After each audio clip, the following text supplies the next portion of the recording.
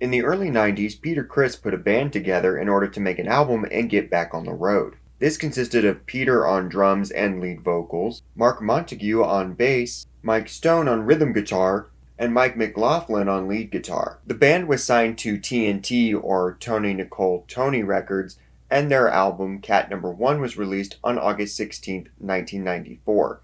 It was produced by Dito Godwin with Peter and Montague. But before we get started, be sure to like and subscribe, and you can support the channel on Patreon. Written by Peter, Montague, and Ray Carrion, this features Ace Frehley on guitar. This song started during Montague and Peter's first jam session. Montague had the chorus, and then Peter added the verses based on the controversy at the time in which a homeless person pretended to be Peter. This story was published in certain tabloids and got a bit of news coverage. The song has a decent riff and groove. I really like the pre-chorus. That's great, and the chorus itself is solid. It's a fun song.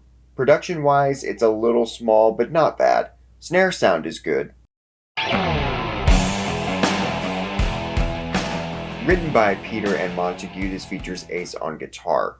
The riff is decent, I like the bass, but Peter's presence is at odds with the more funk-inspired rock, both vocally and his drumming.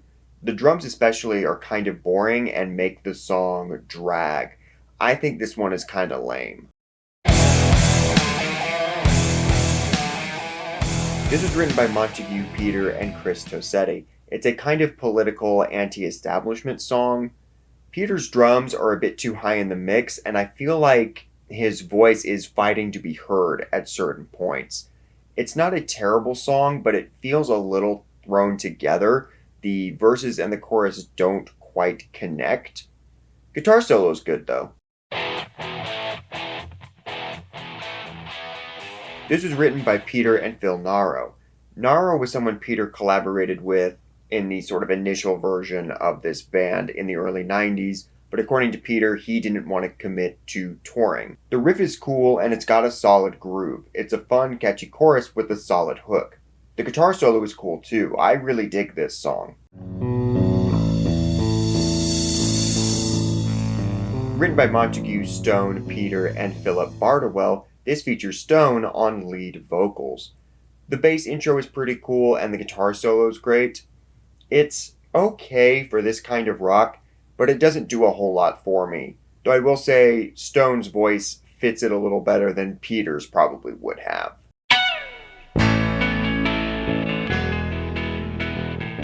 This was written by Peter, Kirk Miller, and Montague. The song was written about Peter's second wife who left him for his lawyer. It actually kind of reminds me of something off One for All, which might be why I have a bit of a negative reaction to it. The guitar solo is good, but other than that, this song does nothing for me.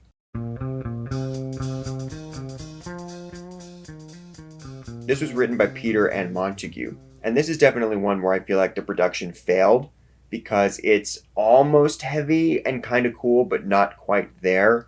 I like the verses, but the chorus doesn't really work with it, and then the song just kind of stops.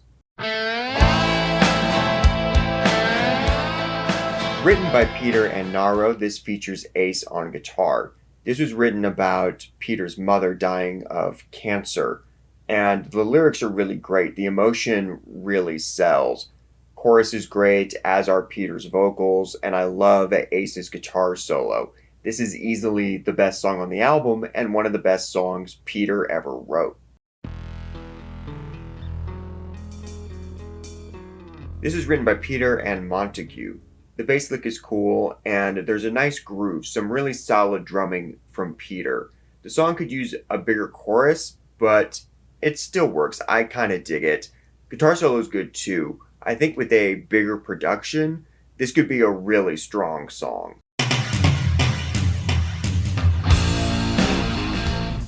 Written by Carrion and Montague, this features the latter on lead vocals. I don't have much to say about this one other than I think it's kinda lame.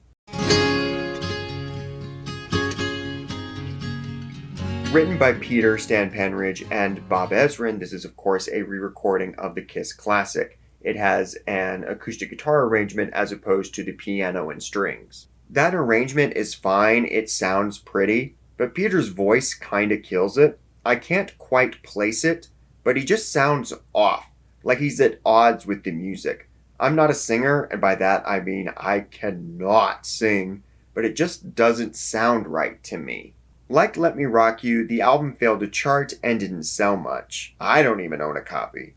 Peter blames this on the record company. They were small and didn't have the resources to properly push the album. Which, yeah, I believe that, but it's interesting how it is always someone else's fault. This is probably Peter's best solo album, which is kind of sad because it's still not great. I don't know if I'd even call it good. There's some highlights. I like this band. There's a lot of really solid musicianship throughout. I was really digging a lot of the bass lines, and there's a lot of really good solos. And Ace's guest appearances are great. There are songs on here I really like. Blue Moon Over Brooklyn and Bad People Burn in Hell are the big highlights. But most of the album is just okay, or songs that maybe could work but don't quite land. The production doesn't help much as it often feels a little small, and the mix is sometimes a little off. So I guess overall the album is okay. Some solid stuff, more personal lyrics from Peter as he was having a tough few years, but it doesn't quite come together for me. Let me know what you think in the comments, and thank you for watching.